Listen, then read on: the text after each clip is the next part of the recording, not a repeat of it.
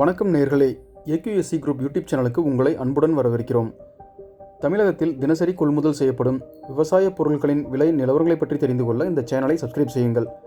உங்கள் நண்பர்களுக்கும் இந்த வீடியோவை ஷேர் செய்யுங்கள்.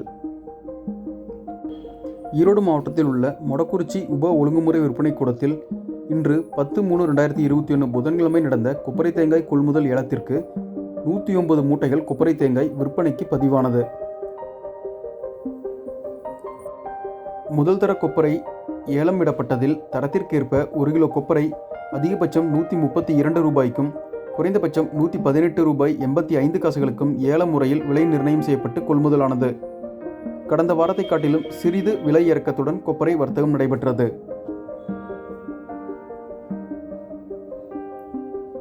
இரண்டாம் தர கொப்பரை ஏலம் விடப்பட்டதில் தரத்திற்கேற்ப 1 கிலோ கொப்பரை அதிகபட்சம் ரூ.107.60க்கும் குறைந்தபட்சம் ரூ.73.15 ஏல முறையில் விலை நிர்ணயம் செய்யப்பட்டு கொள்முதலானது.